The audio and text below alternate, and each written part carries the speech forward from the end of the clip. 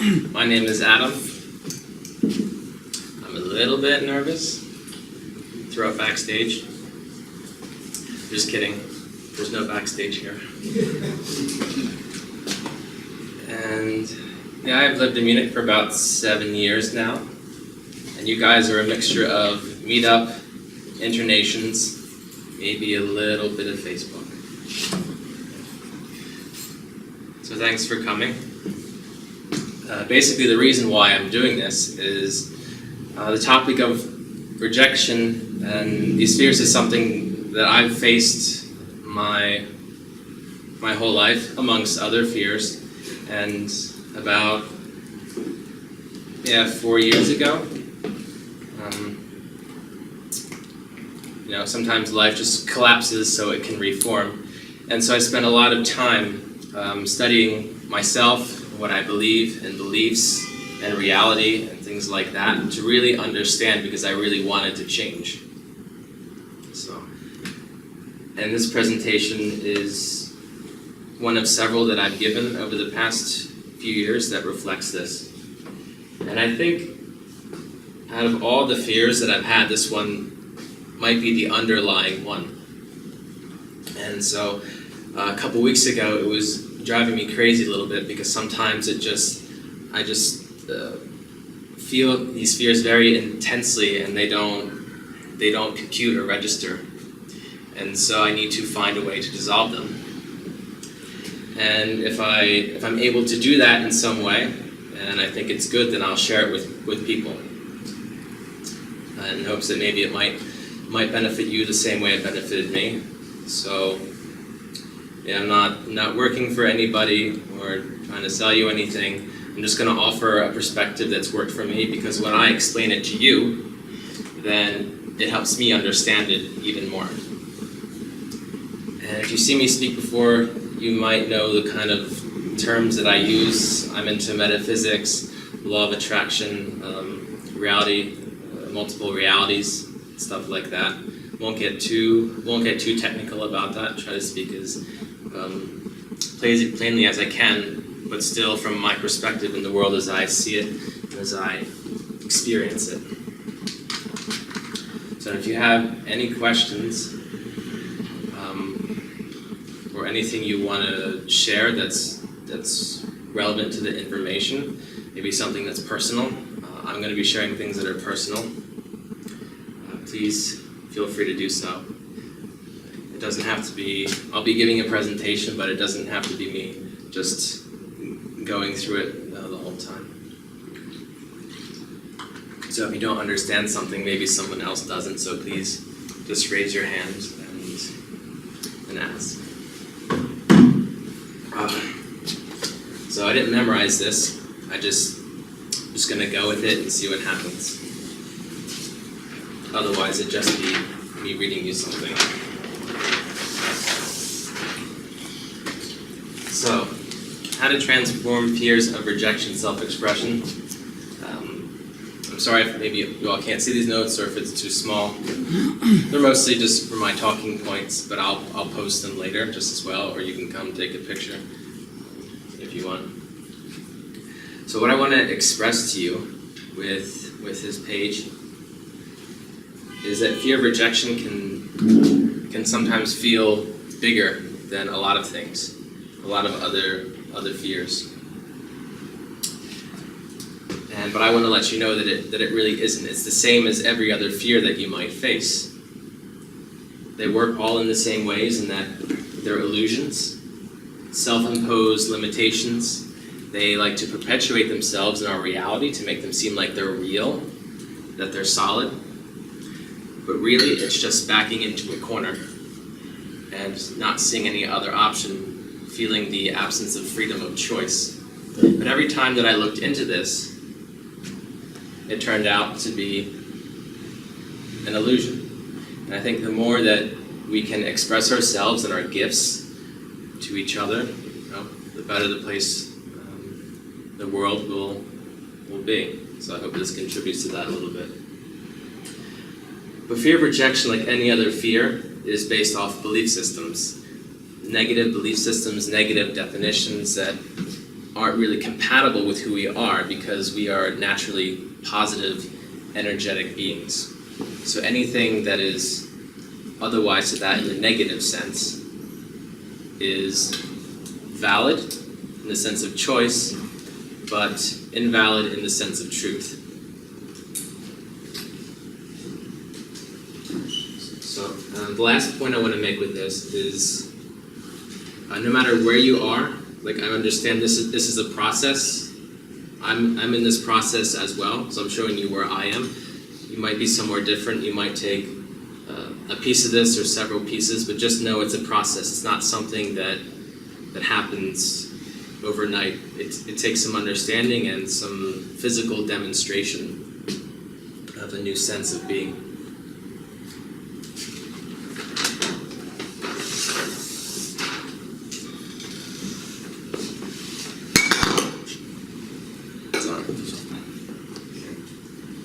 So what is fear? Fear could be the consequence of many different things. Like I said, it's negative definitions, negative beliefs. But fear is basically an effect of something. So an effect of negative or limiting belief systems, definitions, like I said. And these definitions or beliefs are limiting in nature. They are disconnective, while positive energy is very integrative. But this is the nature of negative beliefs. They are self-perpetuating by our free will in action, meaning that when you have a negative belief about yourself, maybe you're unworthy or not good enough, so you don't express yourself. When that happens, you take certain actions. So whatever you believe to be true, you demonstrate in your physical actions. And you can see this maybe with other people as well, that perhaps maybe don't act as aligned as we prefer them to be, or yourselves, if you don't act as aligned as you prefer yourself to be. And when you take these actions, you get these reflections to show you what you're buying into, and we think that they're real. And then we continue to choose and get in this sort of cycle of negativity. Now, if we have an opinion that people are bad or jerks, you're going to take actions that put you into the position of getting that reflection. And then all you will run into are those kinds of people here and there, and you'll be like, they're everywhere, and you'll have this idea that the world is a certain way, when it's really not. It's really many ways, it's really all ways, infinite ways. However, you can put yourself in a world of that nature.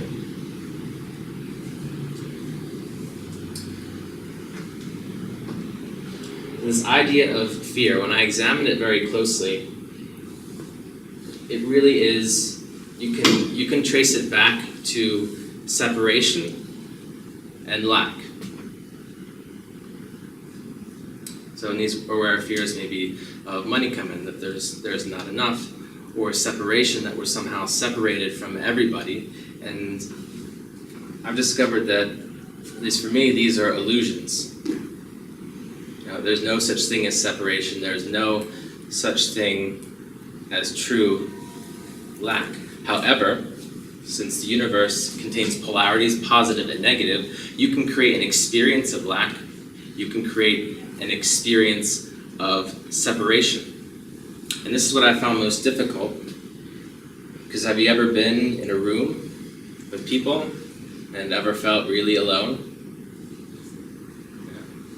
I wasn't feeling so good on my 30th birthday, and I was home surrounded by all my loved ones. Yeah, I still felt disconnected.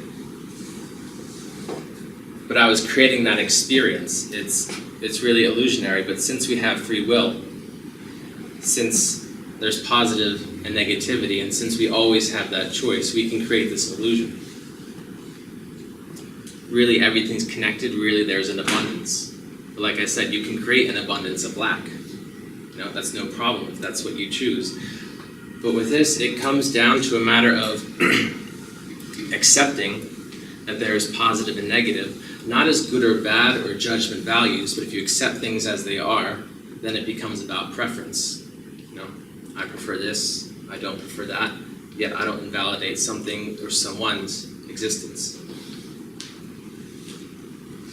So this is a self-created experience by our own power. Because really, when we buy into separation and lack and fear and beliefs of being unworthy, we back ourselves into a corner. And we experience this fear. Pretend this is my corner. And the experience of fear is just a realization that maybe you have no options. Maybe you have no other choice. Maybe you're stuck and your situation is stuck here forever, and there's nothing more scary than that. Really, but you're just not looking any other way. You can't perceive any other thing. And sometimes these situations are very tight, sometimes they're a little bit looser. But we always have that freedom to choose how we respond to everything, to choose our state of being. And if we understand the power that our state of being has, our power to respond and take responsibility, and to validate whatever is in front of us, doesn't mean we have to prefer it, then you see that reality loosens up a bit. And you see that it was just an illusion that you had no choice.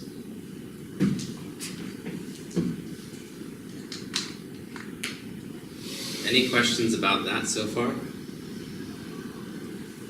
You look like you're pondering it. Okay. Yes?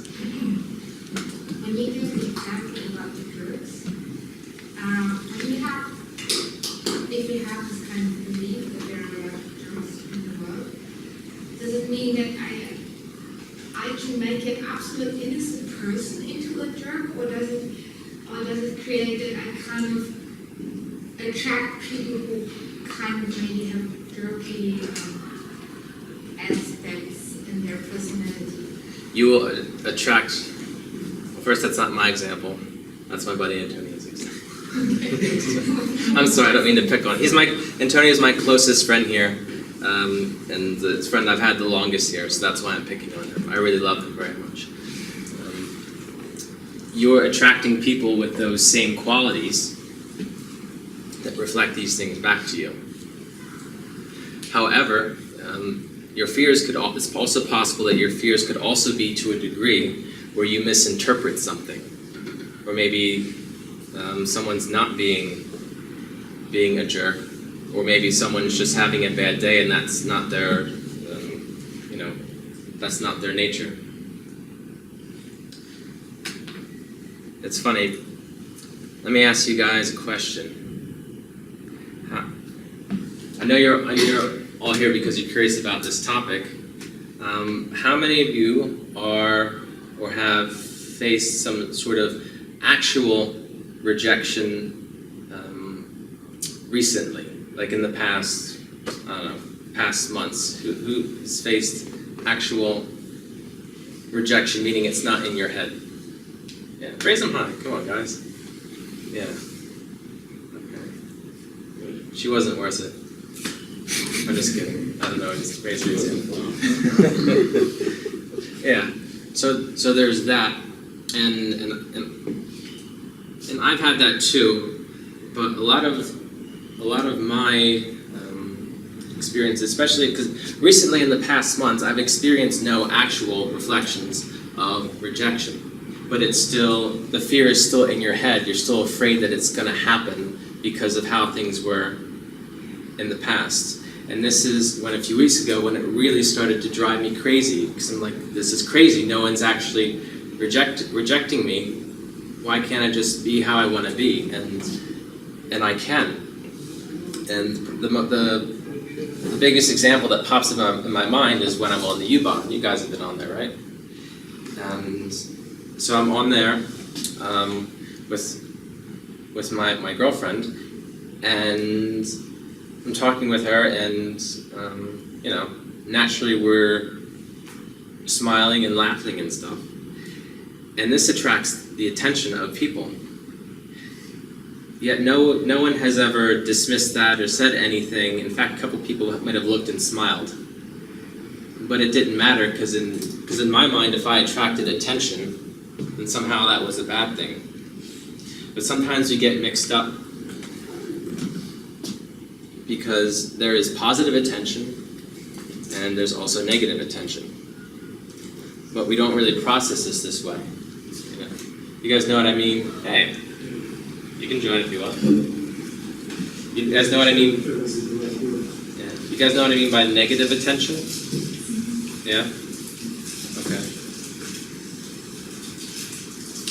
Yeah, so this is what occurred to me, and this is what was driving me crazy, that I just sit down and I start writing how this isn't true, and I look for evidence, look for ways to make it not true, because it's all my reality, it's all my beliefs, and I have the ability to change them, but it just has to make sense up here. So this is what I did with this presentation.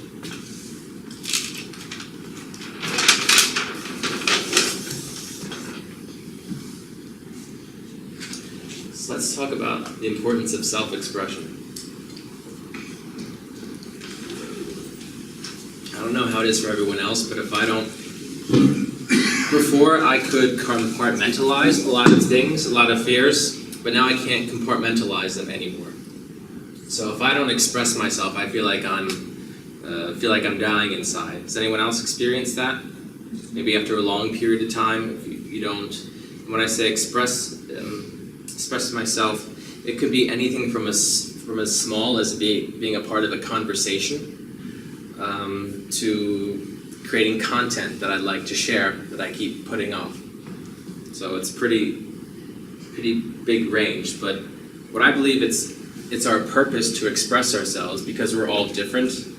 We all have unique qualities, and we express our personalities, which is very individualistic. But expressing my personality was a challenge, when I was younger, because I was afraid of being rejected. I thought being quiet was better than expressing my personality. And when you don't express your personality, you kind of become invisible, and you don't establish a presence for yourself. And then, maybe you don't get calls, you don't get invites for things, and you feel rejected when really no one's doing it on purpose. But this is the experience that comes up.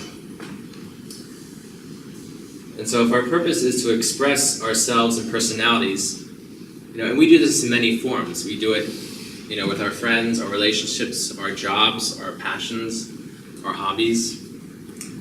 Does anyone want to give some examples of how they express themselves that might be unique to them?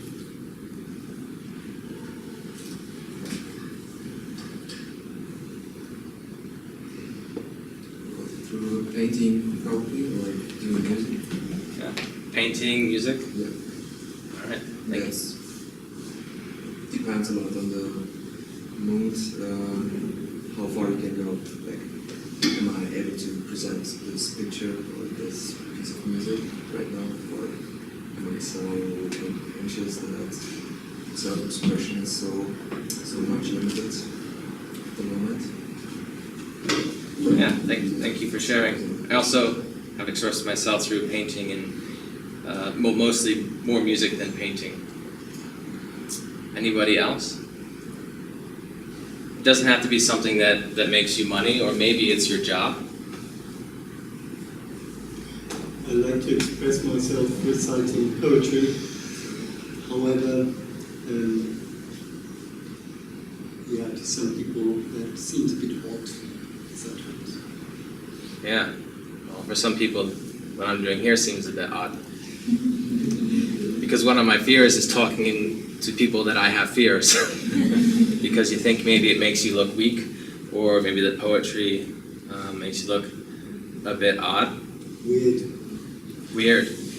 Odd, weird, strange. Heard them all.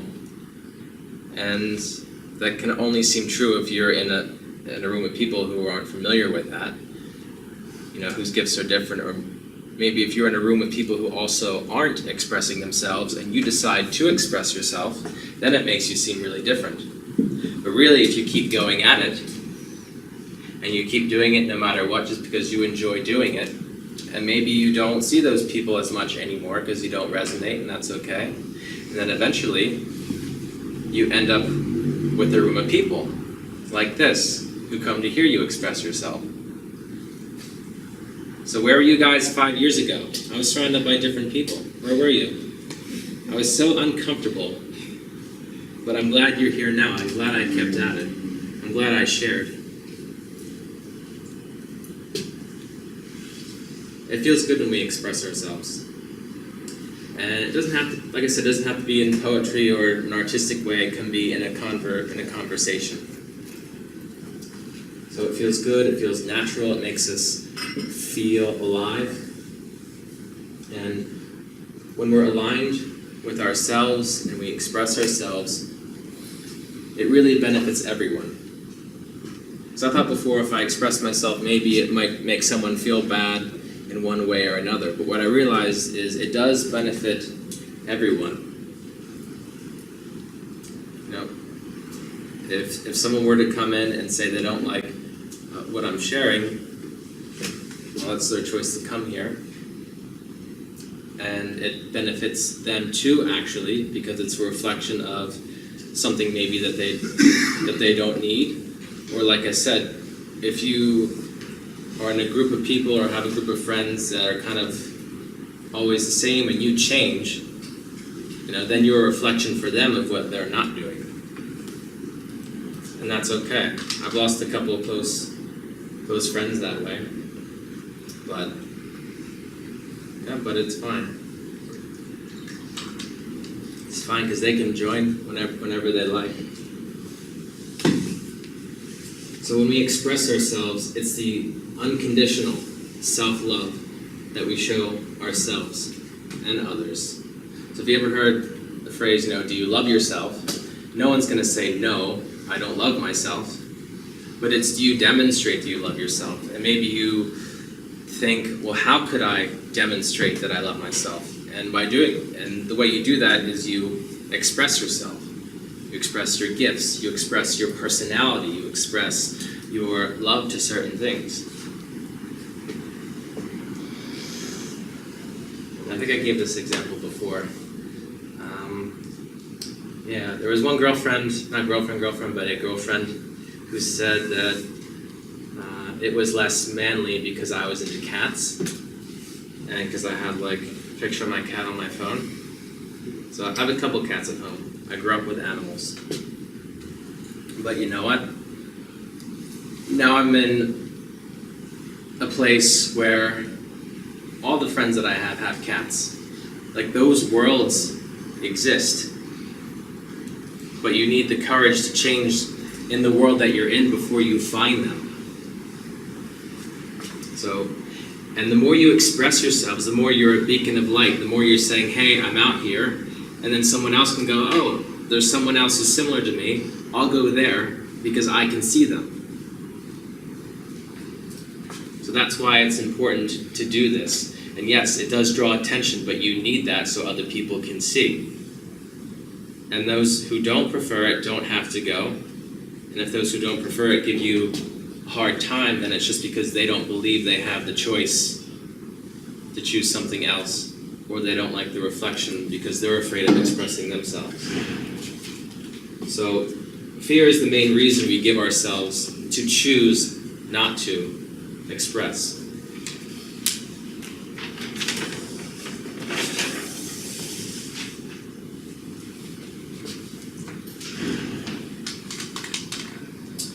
So let's break down this fear of rejection a little bit. I found that fear of rejection, and this goes along with the concept that my circumstances are a reflection of me and how I'm choosing to be, or basically like a mirror. And I can't prove that to you other than tell you to look at your own lives and own examples and see how that matches up. But what I found that in fear of rejection, it originates from rejecting yourself first.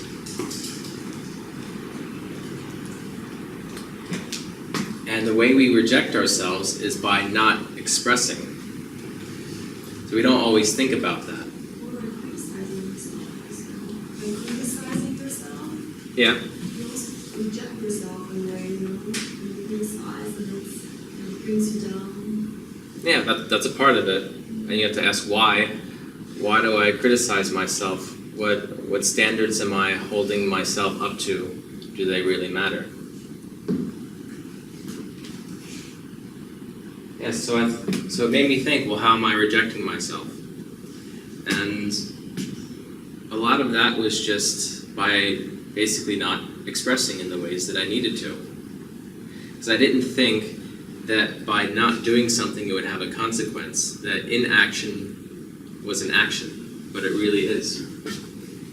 So rejection, it's not really a thing. It's a trick, it's an illusion. Just like failure is also not a thing. You ever heard that? Failure's not a thing? Because what happens when you fail? Nothing. Nothing happens. You just keep going. Nothing really happens. And when you're being rejected, also nothing really happens. However, that's still not enough. It still comes up. It still bothers us. So the fear of rejection becomes actually a fear of a reflection of rejection. It's not the circumstances that are scary, in a sense. It's the beliefs that they're reflecting. So, because you can have this fear of rejection and walk around and live your life, and then you can run into someone who points that out and rejects you in maybe a manner of speaking. And all it does is point you inward. So that really helped me when I understood that the pain isn't really in the circumstance. And I'll give you the most real example that I can. About 4 years ago, I was in a relationship with somebody. They lived downstairs from me. So I was nice enough to get them that apartment. And yeah, after a year, we broke up. I guess we're on different paths. I didn't understand why. And a few months later, she started seeing someone else. And every time I saw them together, which I thought was totally cruel and unfair, every time I'd feel this like stab in my heart, or this stabbing pain. Because every time it was a reflection. But what was it telling me? Well, I was thinking in a matter of, why is she with him? She couldn't be in a relationship with me, but she can be with this guy. What's the matter with me? What's wrong with me? Am I not good enough? What's going on here? And every time I saw them or thought about it, this pain in my chest. But really, I understood that it was entirely possible for me to be okay with that situation. But why wasn't I being okay with that? And it's because there was no pain in that actual circumstance of them being together and, within my range. The pain was reflecting to me that maybe I was not good enough, and it created these assumptions. So it kept directing me inward, and directed me inward for about a year until I realized what was going on. And as soon as I realized that, hey, this is a mirror, and I'm also tired of reacting this way every time this happens, I could totally be okay with this. As soon as that happened, I got a message from her saying she was moving. Not just across town, but across the entire world. So I was like, oh, how far has that rubber band been pulled back?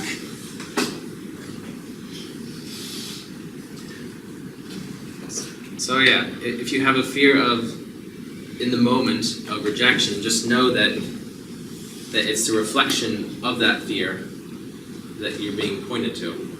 We all have our spots, and sometimes people poke those spots, but that's just a reflection.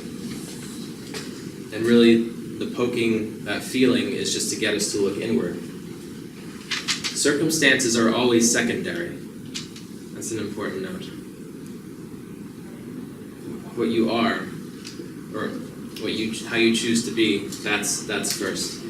Reflections are just confirmations of what's already you believe to be true. Yes, sir. You talk about understanding why or the beliefs that are reflected by your fear, but also before you mentioned that this is not something that changes one day after or during a night. So can you tell something more about the process of understanding why, yes, and that's what happens also in the period that it takes to not only understand but also to feel differently. So for example, I can mention meditation is something that helps me understand why, but also start thinking about other things that altogether kind of makes me feel differently. Because in my opinion, just understanding why, it kind of enhances your awareness, yes, but doesn't make you immediately feel differently. Right. It's about understanding it in a new way, and then taking action to demonstrate that you understand that thing, and then you get a different reflection. Sometimes this information might come to me in journaling or meditation, but if I don't do anything with that insight, which is a part of the process that you mentioned, if I don't do anything, then I won't see any change and I won't feel any different, because to be a different person you need to do a different thing. Can you give us some example of actions? You mentioned about journaling, meditation, what else?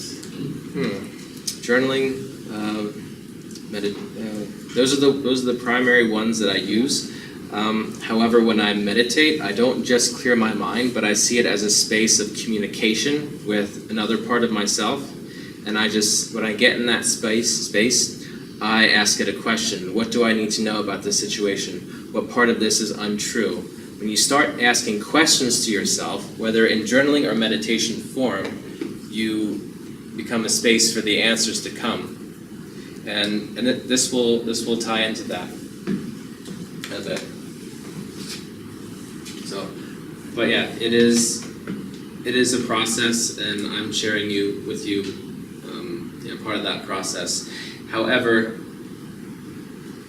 this was the information that came, but the action that I'm taking to demonstrate that is giving this presentation. So that's how this is how it serves me, and at the same time, it serves you as a reflection as well, for you to do with whatever you would like, however it's best used for you.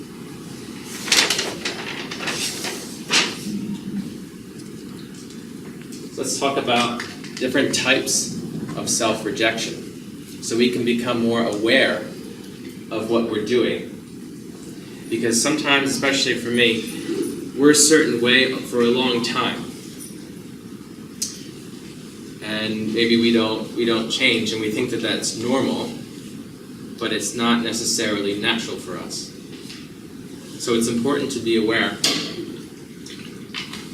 of the ways that we're rejecting ourselves by not expressing. First primary way applies mostly to myself, choosing not to express who we are partially or completely, basically holding back.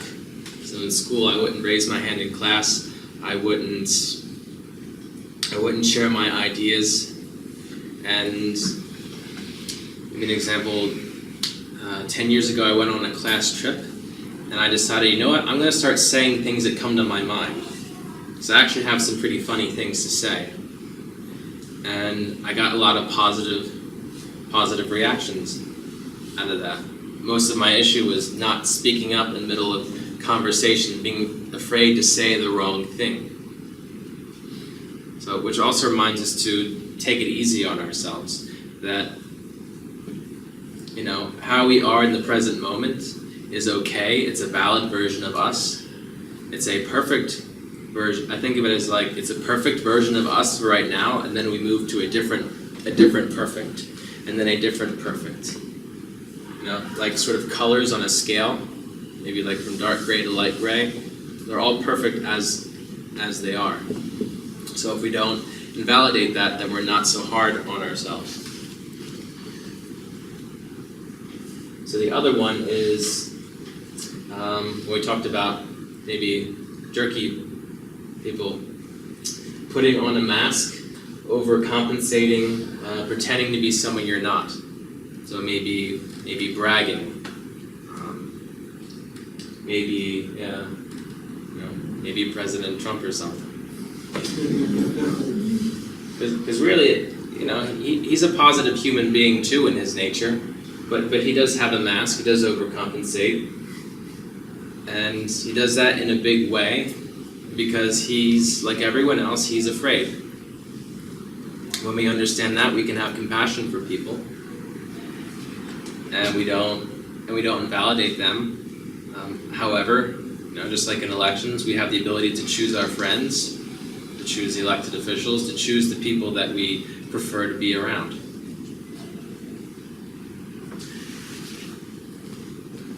Anyone else have any other examples of ways that they might reject themselves, or ways they might hold back anything that might resonate personally?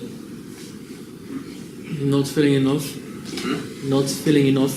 Not feeling enough. Yeah. And what does that cause you to do as an action? It's like I want to do something, but I don't feel enough. So then I reject myself and I don't take action. So you don't take the action.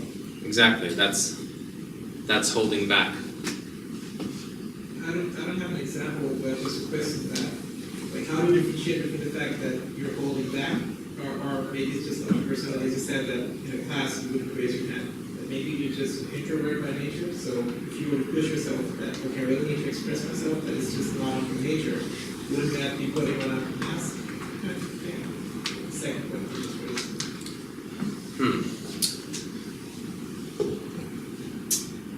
Introvert and extrovert by nature.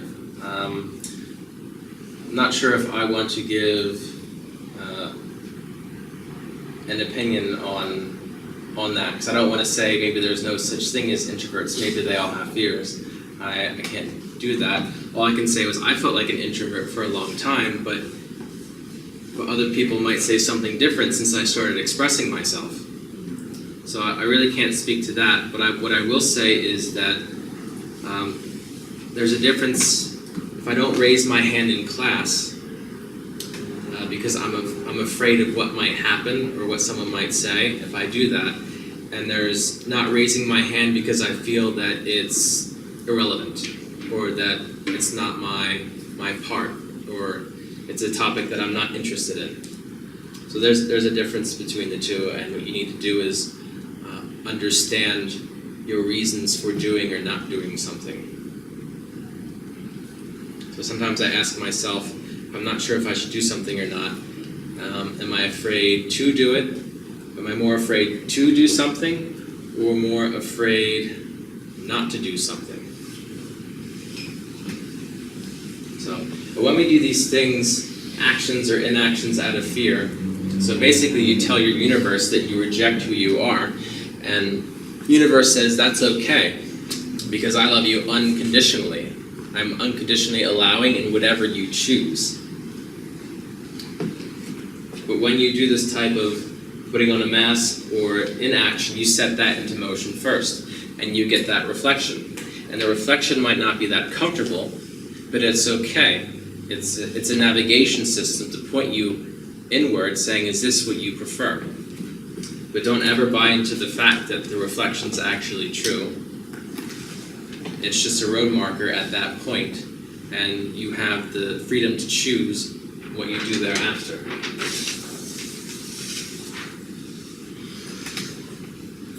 So, yeah, this was still not enough for me, being afraid of a reflection of rejection. So I thought, let's break this down even more. Rejection is such a big word. It's like a big kick in the teeth word. To me, it feels like a big boulder. But let's break it down. And what came to me during my journaling time was that really it's nothing more than resistance to what is. What do you guys think about that? Does that make any sense? Rejection is just resistance to what is, whether you reject a person or a type of food or something else you may not like. It's just a resistance to what is. And I'm going to say something very profound here. What is.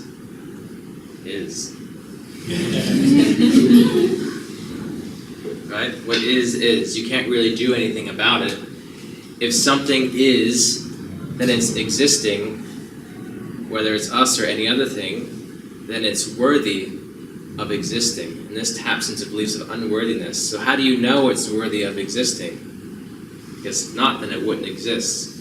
But as long as it's an option, as long as we're all, in a sense, different flavors or options on a table, we're worthy of existence in order to make up that whole.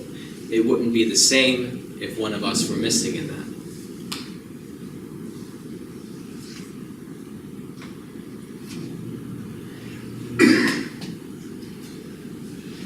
If we understand that, then we don't have any beliefs. We can get rid of the beliefs that we might be unworthy or not good enough, and maybe just narrow them down to possibly maybe I'm not how I would prefer to be, but that's okay, how I am now, because I can examine that. So rejection, nothing more than resistance to what is. What is. This includes us, whether it's now, in the past, or in the future. These are all different versions of us. We're never the same person at any moment. We all look slightly different every day. That's how we know we're different people. Now, if you could see yourself 5 years ago, 10 years ago, you probably look a lot different, feel a lot different. But there's a power in this knowing that if we're different every day, then we can maybe choose to be who we prefer to be and be okay with that. Because to resist what is, to resist us, or if we're being resisted, this is the choice. It's a choice to resist or reject the moment and where we are now. You have allowing, you have resisting. Allowing is synonymous with unconditional love, unconditional allowing. So it's a choice to resist or reject the moment where we are, because we are a part of that moment. So when we resist the moment, we, in a sense, resist ourselves, and that's where the struggle comes in. So when you think about it, if you are experiencing rejection from others, know that you're a part of their moment. They're resisting their moment. They're not really resisting you. They're resisting the moment, and their moment is reflecting something to them as it is reflecting something to you. We both have our moments, and then the next moment, it's a new moment. I have this moment, you have yours. My version of you, your version of me. So just keep these things in mind if you feel that way. Sometimes people are just having bad days. Sometimes they're just, if someone's angry and I get a piece of that, I just tell myself in my mind, this person's really frustrated with themselves because they feel like they're in a place where they can't choose, where they're not free. And they don't like the reflection that they're getting. They're resisting their moment. And I may be in their moment now, but it's not me. It's the moment that they're resisting for their own reasons.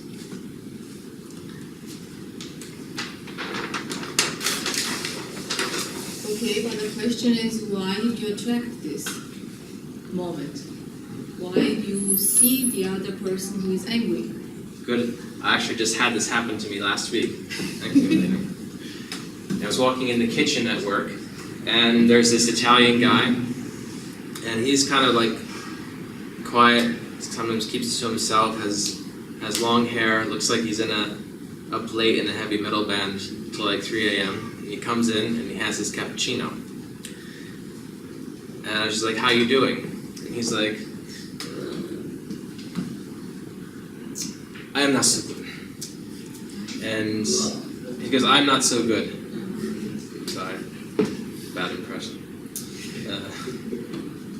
And then he starts going off about the IT department, how they said that he needed to reboot his computer in the middle while he was doing something, and he got so angry at them, and he was imitating them. Oh, damn Germans, blah, blah, always, everything has to be just like this, they don't listen, and he was like acting out and getting in my face, and I have my tea, and I'm just like, wow, he's really angry.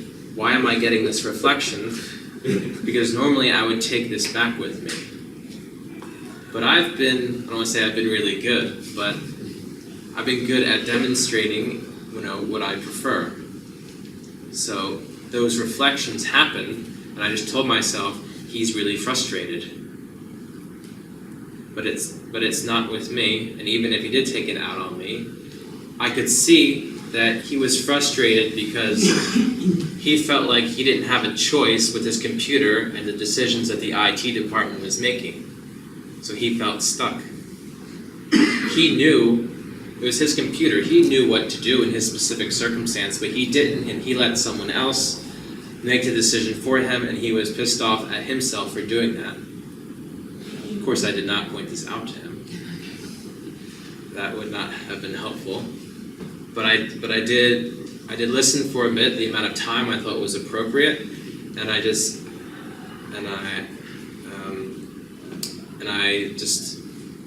acknowledged the situation for what it was, and I said,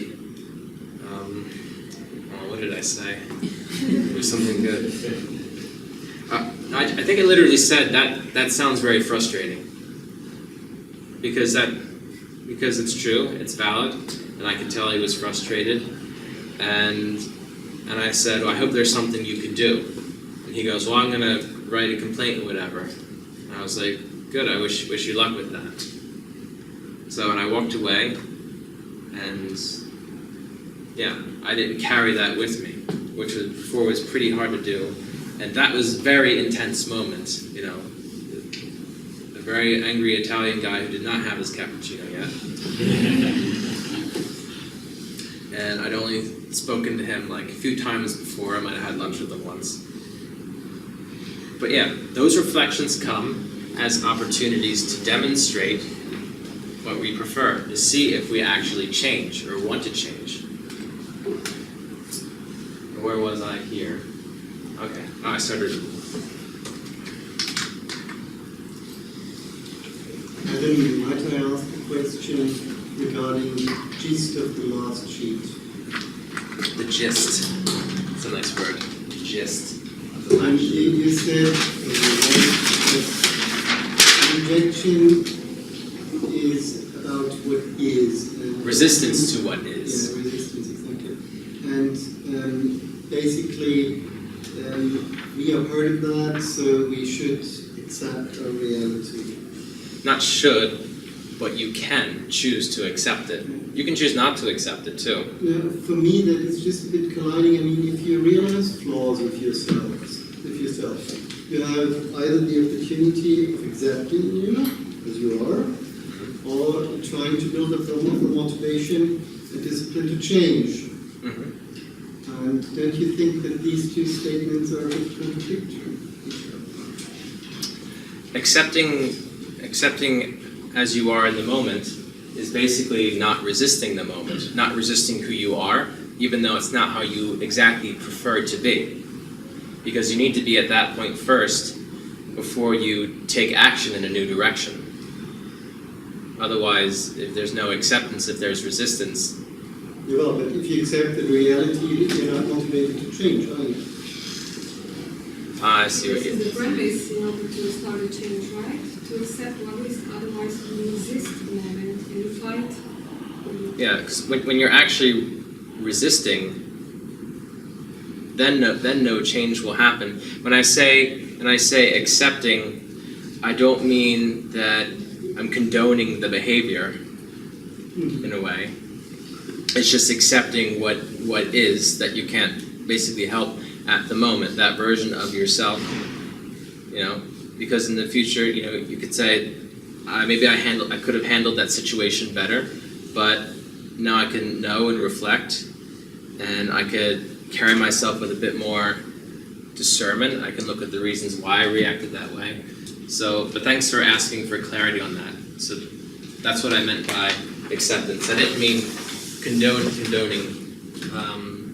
you know, negative behavior or anything.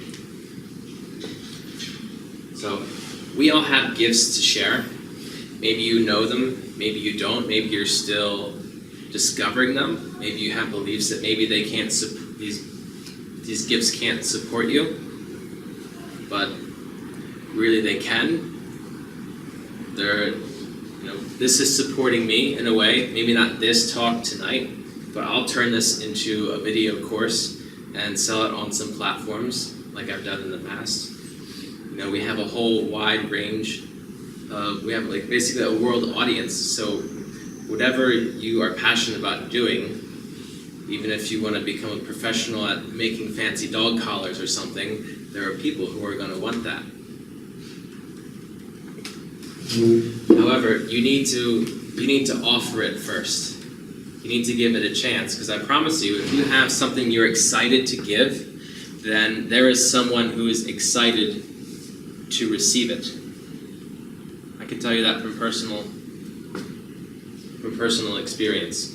There will always be people that are gravitated to that energy if it's put out in a very pure way. And I'll give you a quick example. One of my online courses, the first one that I put out, was called How to Become a Lyric Writing Machine. Basically a course on my sort of spiritual approach to songwriting. And I had this out for a couple years, and the ratings were around 4.1, 4.2 out of 5, and they kind of staggered around there, which is not bad. So I decided in February, Tony can vouch for me for this, yeah, that I decided to change my course to express myself even more, which involved doing a little meditation before one of my videos and saying, hey, I center myself before I write music. You know, this is one of the things that I do. I create a space. And so I created several new videos like this, and where I talked like I'm talking to you guys right now. And I changed the cover, and I changed the title from How to Become a Lyric Writing Machine, because there are people who were drawn to it, some that didn't resonate with it, and they thought that I fooled them in the description. When really I wasn't expressing myself enough to put out a pure light of that product to more easily draw those people in. So it went from How to Become a Lyric Writing Machine to your enlightened guide to endless lyric writing. And there was a moment, there was a period of time of change. Maybe it was a natural change where sales weren't as high. However, I did that in February, and now it's June, and now it's at a 4.8 out of 5. It's the highest rated course on the entire Udemy platform. And you know why? It's because I get 5 stars basically 9 out of 10 times.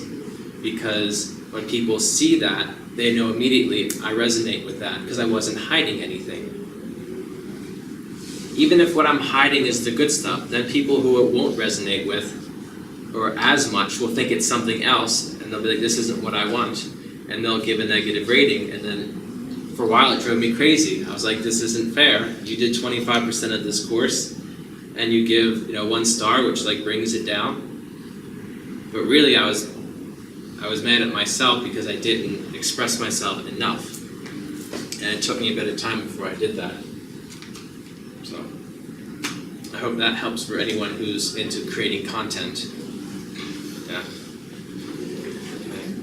Because people, they gravitate to what they need.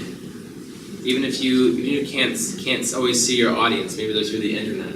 So if someone rejects what you are doing, so I thought this was a good line. If someone rejects what you are doing, then they're not your audience anyway. Because if we act out of fear, if we act from this principle that there's a limited number of audiences, then we're going to have a tough time. Because really, there are 8 billion people. And we don't need any, whoever comes, they will come, but you need to offer it. You need to stand out. Be not afraid to stand out in that way.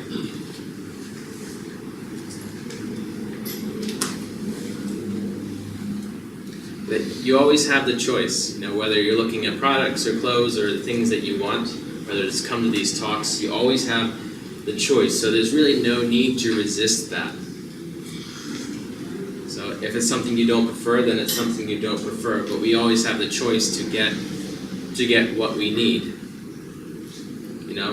If my course wasn't enough for somebody, maybe they would get frustrated and pick it anyway because they feel like, oh, I just have these options. But they didn't think, oh, there's Skillshare, there are other platforms. Sometimes we close ourselves in.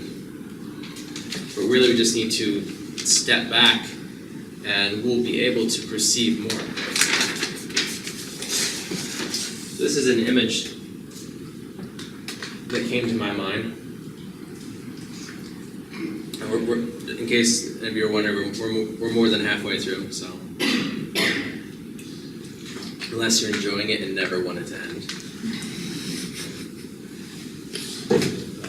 This is what I thought came to mind. So let's say this is me, and I put out what I'm doing, and this is you guys in here. And maybe there's someone else giving a similar talk. Maybe, name Tony Robbins comes to mind, but I don't think he talks this way, I'm not sure. But let's say, this is his audience, and maybe, this is you, Antonio, and this is your music, and here are your fans that come. So no one needs to resist, let's say, someone else's music. Everyone can coexist simultaneously if we have this idea that we just express ourselves and understand that we have the freedom to express and the freedom to choose. And as the world begins to move this way, so if you notice, a lot more people are making money from Instagram and YouTube and having a following, doing street magic or just making funny videos. We have a lot more options than we did before. It's just those people are, what do you call those who initiate things? They're ground influencers? No, not trailblazers, maybe that. You know what I mean, I think. So that's how, personally, from my opinion, that's how I think the future will work. Everyone will be able to offer something very specific to them, and that will support them, the more they act on that. And then we won't spend as much time in jobs that they don't like.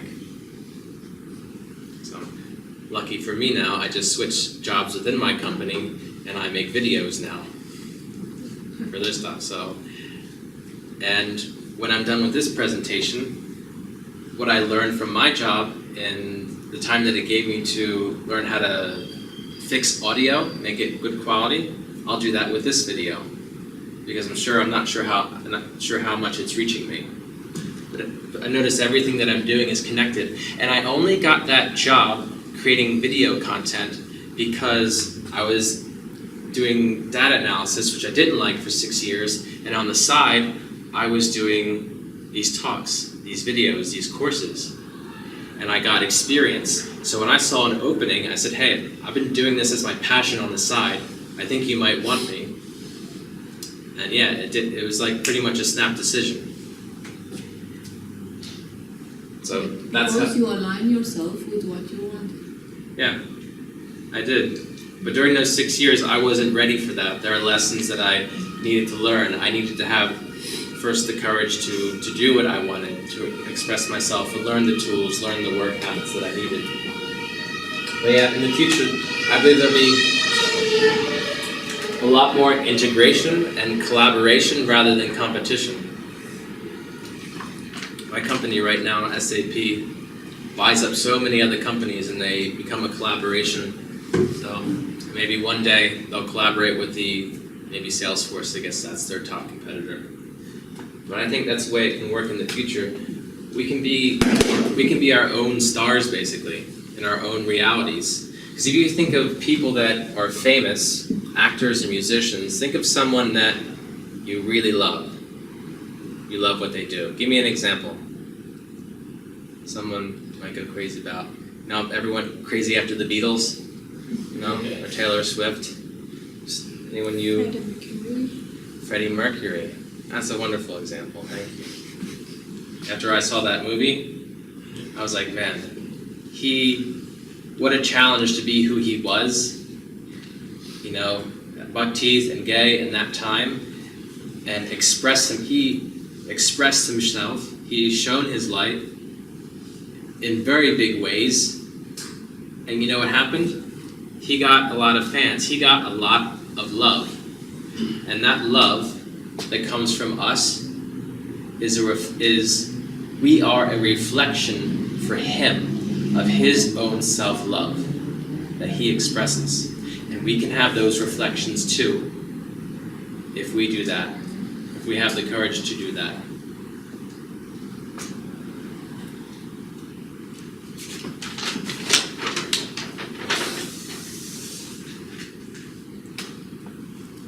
So let's talk about more of resisting the moment. So we talked about rejecting ourselves in terms of not speaking up or putting on a mask, things that have to do specifically with us. But I want to go more into rejecting the moment, because rejecting ourselves and resisting the moment I've found to be pretty much the same thing, because we are a part of each moment. Truly. We are a part of each of those moments.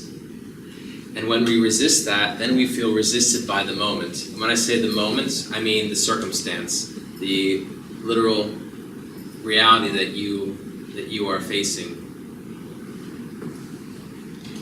So, and the more allowing we are of ourselves to be not only who we are, but and the moment, more importantly, allowing ourselves to be who we need to be in that moment. So those things go together.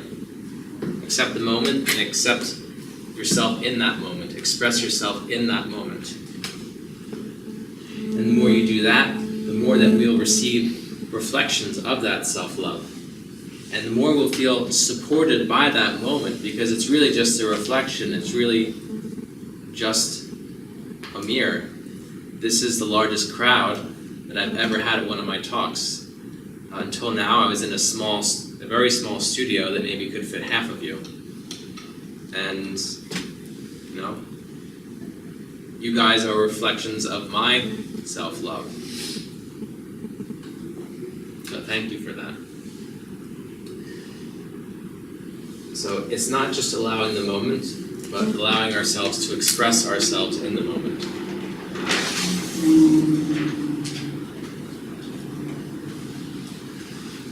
So allowing the moment. I call this allowing the moment and receiving, because I noticed, you know, you might throw around words like unconditional love, and I found unconditional love, which we get from the universe by our freedom to choose, even if we choose negatively, is unconditional love is basically allowing. Lots of times, if you come up with resistance to some people, it's because they don't feel like you are allowing. Or if you get angry, you feel like you're not being allowed to do or express something. So, but unconditional love and allowing is a state, and at least for me what resonates is receiving is also that same state of allowing. Because when you allow, then you receive. And this might sound a bit existential, but if you're into meditating, then when you're doing that, you're basically receiving the moment. Whatever word, English is my native language, but whatever word works for you, you know, when I thought allowing the moment, that worked for me, and then when I thought I'm receiving the moment, and then that felt much better. And then I feel a lot of energy come through me. I'm not sure how it is for everyone else, but maybe let's just give it a try, just for a few seconds. Everyone close your eyes. This won't be long. Close them. Close your eyes and allow the moment, allow what is now, where you are, who you're with, and put the words in your mind that I'm receiving this moment. And it's okay to receive this moment. I'm receiving this moment. It feels good to receive this moment.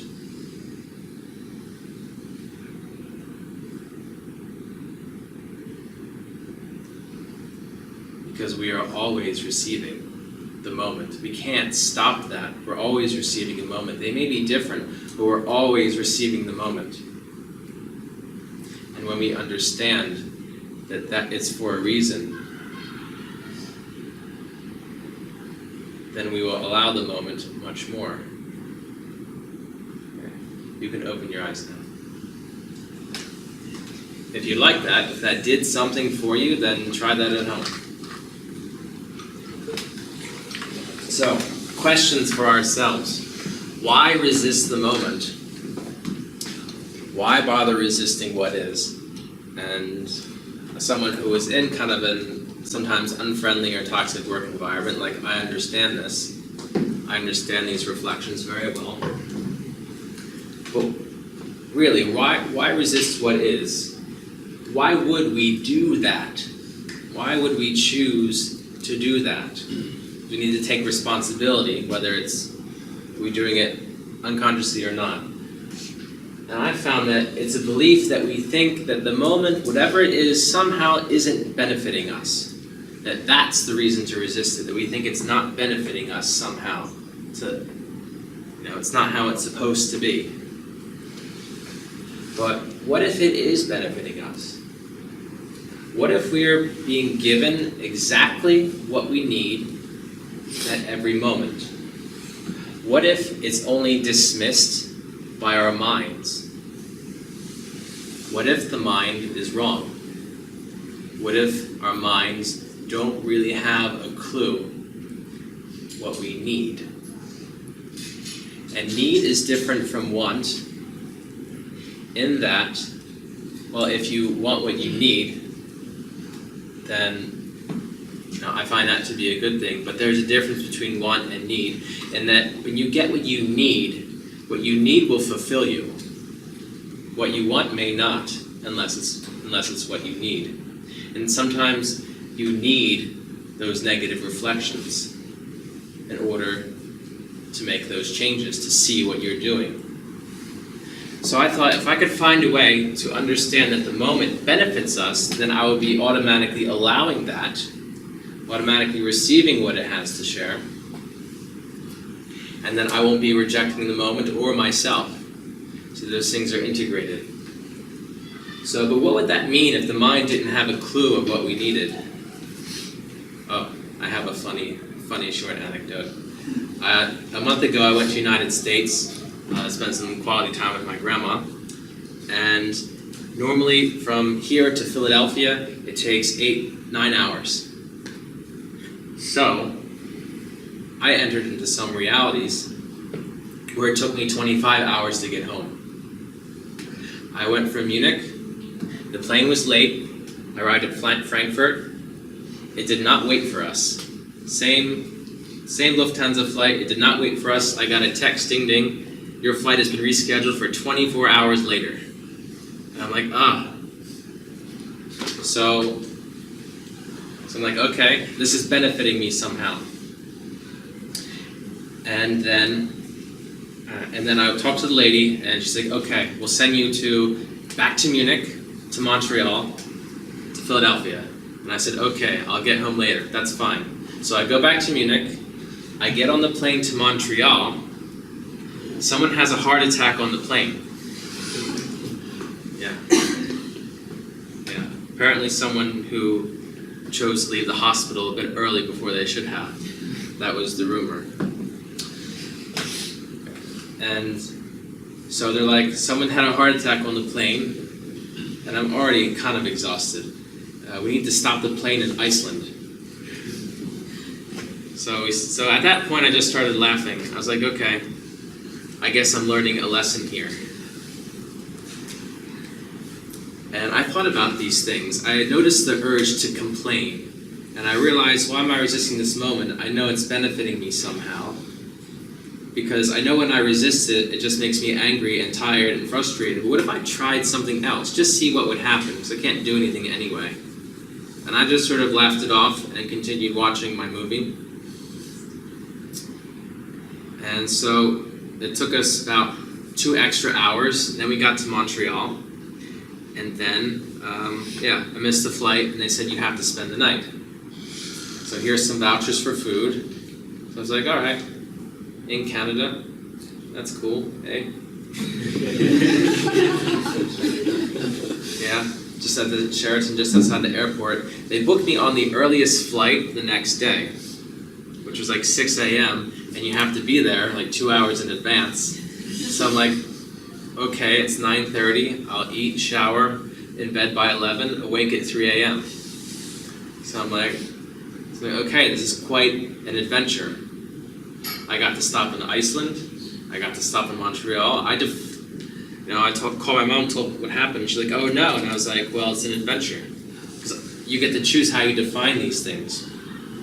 But we don't have to define them blindly. So I was thinking about why these things are happening. And I thought, I know I'm going to be shown something. And so I get to the airport the next day, and the reservation was there, but the booking never went through. So I didn't make the 6 a.m. flight. And they finally rescheduled me for the 8 a.m. flight. And as I was going around the airport with the extra time that I have, I saw a book that stood out. It was called I Used to Be a Miserable F by the Angry Therapist. And I was like, that's an obnoxious cover. It's trying to get my attention. And so I looked at it, and I was like, oh, this guy has new definitions for what it means to be a man. This is something I was thinking about. From the traditional definitions of a man being big and strong, having a beard, not crying, stuff like that, and just different tips. And maybe about 40% of the book was something I was looking for. But I was like, I wonder if I went all this way just to get this book, because if I made that 6 a.m. flight, I would not have time to go around. So I thought, this book must be really important then. If it was arranged for me to go this long way, then maybe in the bigger goal of what I'm learning, maybe it was actually a shortcut to get that information. That combined with just thinking about this whole thing and applying it to that experience, going, this is way too much to be a coincidence. This is way too much bad luck. Things like that. So if we know that every moment is serving us somehow in that way, then we're not down. We're paying attention, and we can see what's being offered here that I might not otherwise have had if this did not happen. This is another way you can choose to look at things. But quickly back to here, what would it mean if the mind was wrong or didn't have a clue about the moment or what you need? It would mean that there would be no more labels, right? No more calling the circumstances good or bad. They may not be what we prefer, but we can know that they're there for a reason, overall reason that we do prefer what it's giving us, what it's pointing us to.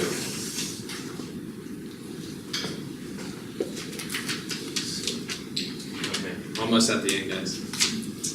All right. So when we know that we're being offered something at every moment, then we can get excited about that. Then we automatically go into a state of receiving. I'm getting something. I'm getting something. And being in a state of receiving is being in the state of allowing. When you're in a state of allowing, you allow the moment, you allow yourself, you express yourself, you allow that, then you get those reflections of self-love. If you don't do that, you get reflections of, the opposite. But that's only to navigate you, to point you to do something else. So in the moment, let's go even further, the moment leads us to ourselves, whatever that moment is, and that it is revealing to us the definitions that are out of alignment through the reflection. It's revealing, and it gives us an opportunity to demonstrate what we prefer. So, and this is very important, if you find yourself, if you think you've changed in a situation, and then you come in a similar circumstance, and you're like, I've changed, why am I experiencing this? Just know that it's to actually demonstrate that you've changed. It's an opportunity. It's like it's sort of an echo that comes around of what you've been doing, and then you step into a new space, same situation comes around, and the physical action grounds the new version of you, and you will get a different reflection. So know you're receiving the moment, It reveals what you need to know that's out of alignment. It gives you an opportunity to demonstrate how you prefer to be, to take responsibility, to try something new. And so you can either use up the moment, or you can not use the moment. And when we don't use the moment, it creates an illusion that our circumstances are solid and unchanging. And that can be scary, but like I said, that fear is an after effect, it's an illusion. Because reality is always changing. It's never the same moment. But you can make it look like it's solid and unchanging. Because if you're receiving the moment and it has something you need, then when you use that up for what it's there for, then your circumstances will change. Because then you'll be telling your universe, I've used up what I've received, so I'm ready for the next. Because there's no point in giving you something you've already received and used. But if we keep saying no and we keep resisting, it's going to keep coming back. It's going to keep knocking, maybe louder and louder. Maybe it might get your attention. You know, whether it's a belief or some way you should be expressing yourself, or something you need to do that's important for your life that's connected to everything else. Last week, my girlfriend sprained her ankle going down a couple stairs. She's writing her master thesis. It's due in August and she hasn't started the actual paper. So I'm like, I said, you're not going to believe this, but the sooner you do that paper, the sooner your ankle will get better.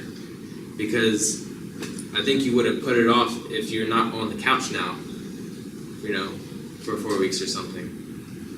Stuff like that. But that used to scare me to death when I thought my circumstances were solid and wouldn't change. But really, I just resisted it, thinking, I'll just wait.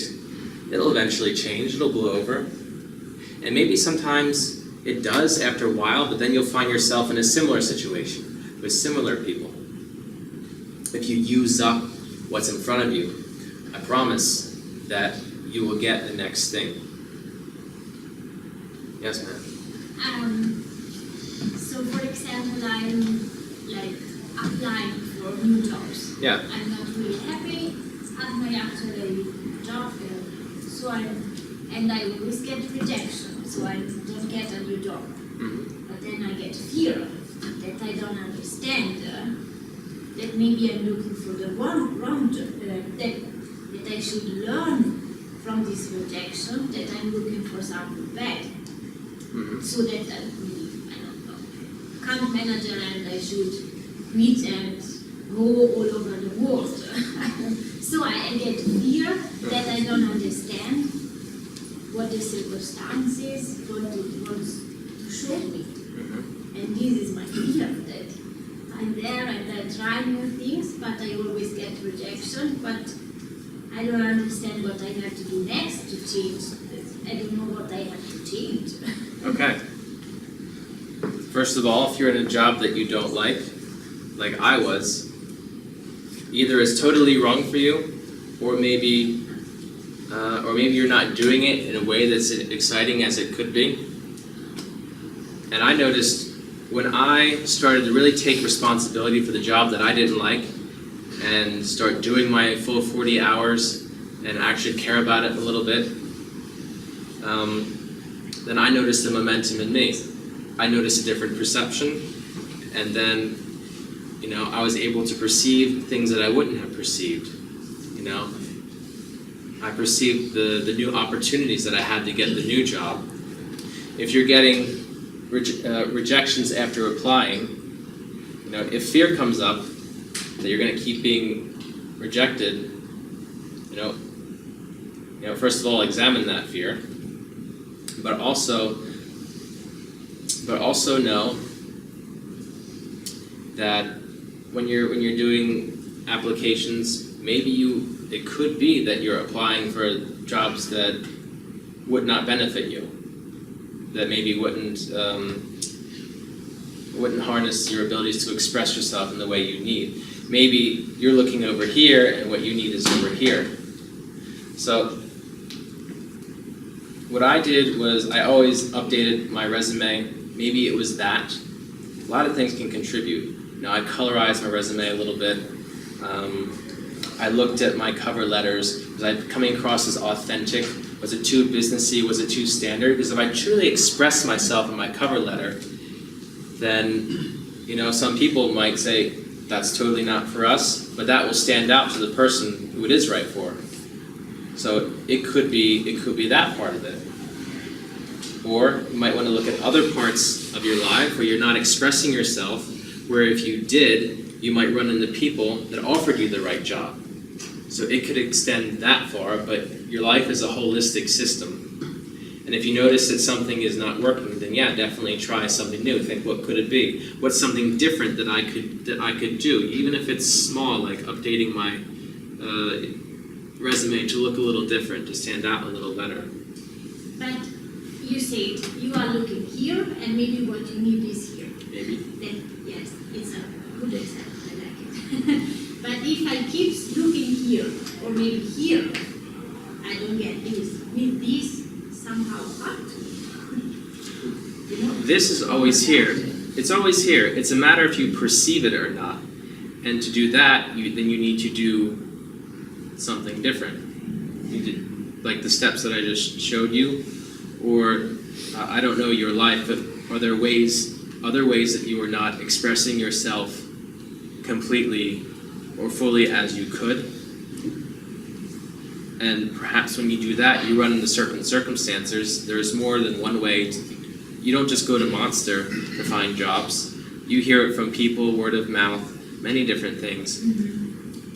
But to perceive that, the more you put yourself out there, the more you express yourself, also the more you understand what you might want. Because I thought I wanted to be like a teacher.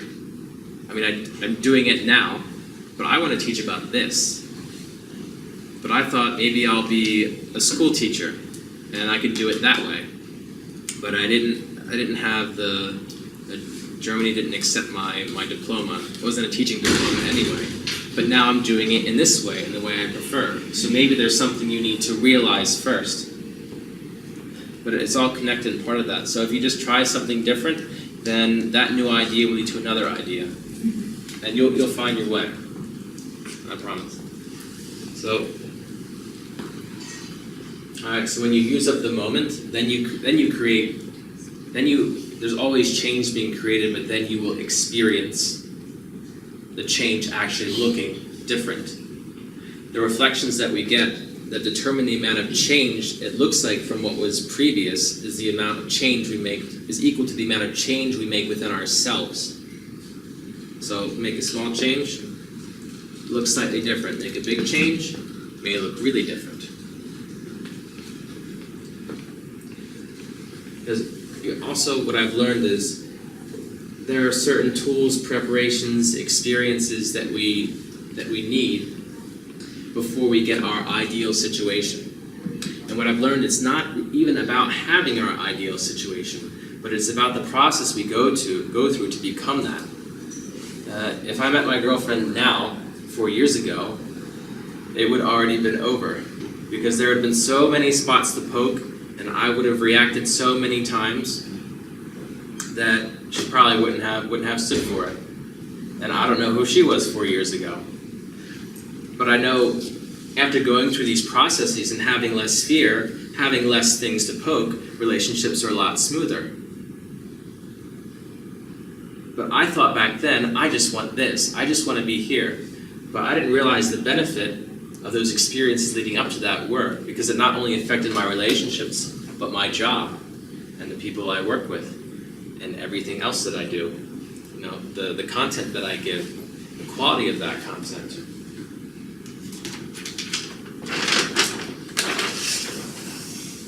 So, allowing the moment. First part was receiving. This part is understanding that it's a holistic process. And that's holistic with the W. Just to show you that I'm not afraid of making slight spelling errors. I think it should be that way. Some people on the internet also agree. So, what if we saw life as more of a process instead of something that just is, in a sense, like is unchanging? getting to a certain place, then we'll be happy. Getting to a certain place, then we'll be happy. What if we saw it as a process? And our entire life of becoming who we are, by allowing, expressing, growing, this process. And what if this process was made up of smaller processes that we go through, that are interconnected with every other one? And what if these smaller processes were made up of steps or moments? And what if we accept and receive those moments? What if we allow those moments? What if we see that we need those moments to fulfill these processes, to fulfill the bigger one? So I thought that sounded more exciting, because then you know that, hey, this moment, no matter what it is, it contributes to something, and it contributes to something that I can be excited about. Because every process that I've been through has just led me to more of myself, and more joy, and more love, and more, not freedom, but knowing that I'm free.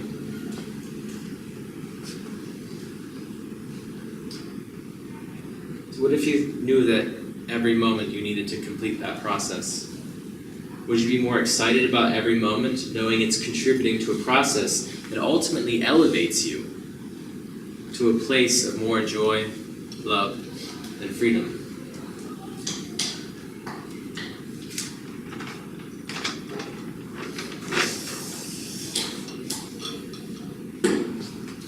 So I thought of it as like a recipe. Maybe all the ingredients are moments, and all the steps is the organizing principle of how you need to make it. But if you know that whatever you're going to make is lead to some type of food, maybe you can be more excited about it. It's just a way of thinking that gives you permission to be more allowing of the moment, because it's there, and we either can allow it or we can resist it. But every little thing matters. Every ingredient matters. Some parts are fun, some parts are less fun, but also depends how you look at it. So my recommendation would be to see life as a process, made up of processes, made up of moments, and understand that it does benefit you, because you're always receiving, always contributing, always elevating. And when you understand this, you won't resist the process, the moment, or yourself, because they're all interconnected. Because our lives and relationships and endeavors understand that they're not static. That's how we know that they're a process in a sense, because it involves change. The person we're in a relationship with now is not the same person as yesterday, because we're not the same person. So lives, relationships, endeavors, projects, they're always changing, moving, shifting, and expanding us to who we're meant to be, and they all come together. So when we learn to roll with this change, then it's constantly something new and exciting coming up, rather than feeling stuck and feeling that it doesn't change. So, let's see.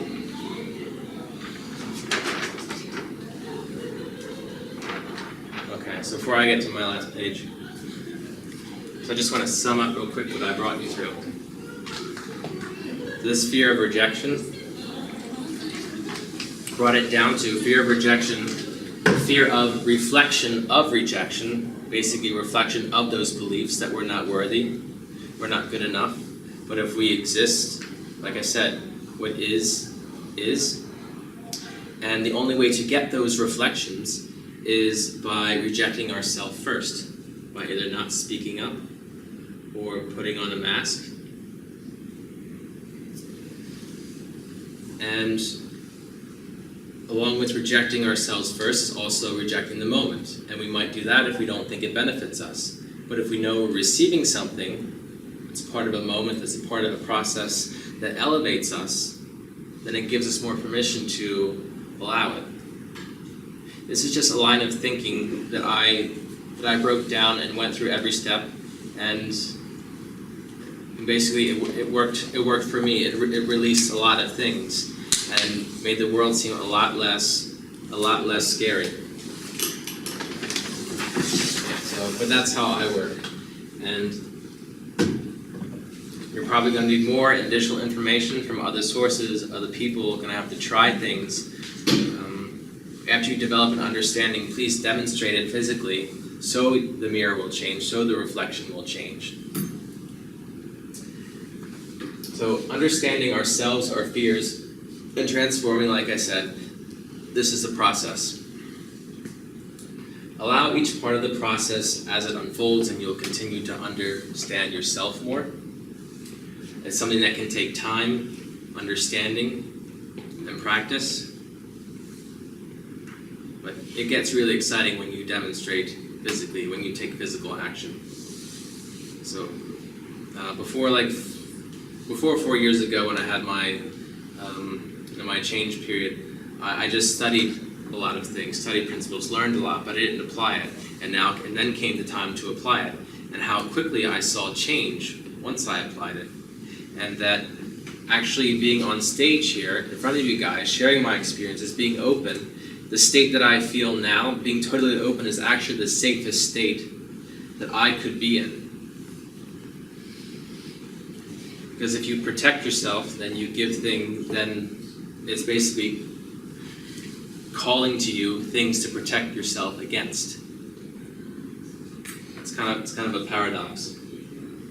So, but from this point forward, with this new understandings that you can look at as you will, take your time, combine with other things that have worked for you, I just want to say, enjoy the process of understanding this illusion of rejection. No, it's not really a thing. Just break it down to just resisting the moment and think of why you would do those things. And if you want more understanding on belief systems and how they work and how they function, I have a free course on YouTube called How to Change Your Core Beliefs. So it's a few years old, but it does provide ways that I search for my own belief systems and gives more basic examples of how what you believe comes up as a reflection in your reality, how it perpetuates itself. Because what you believe to be true, you take actions out of those fears, and then you get a reality, and you buy into that as being real, and continue on that in what you're doing, and nothing changes until you do. So that's basically what this course says. It's on my YouTube channel, Adam Sweeney Metaphysics. And let's see what time it is. Thank you guys so much for coming. I have the room until 10:30, so feel free to hang around or talk to me if you have any questions, or if you want to give me a hug or something. That's also cool. Next to the door, I have a basket for donations, basically for renting this room. So if you would like to help support this night, this event, so that perhaps I can give more in the future, I would appreciate what you can. Otherwise, have a good evening, and thank you for listening to me.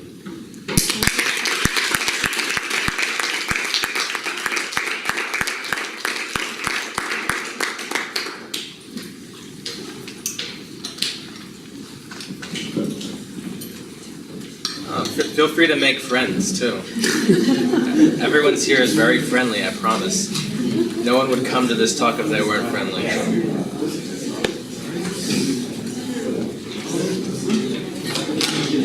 Thanks so much.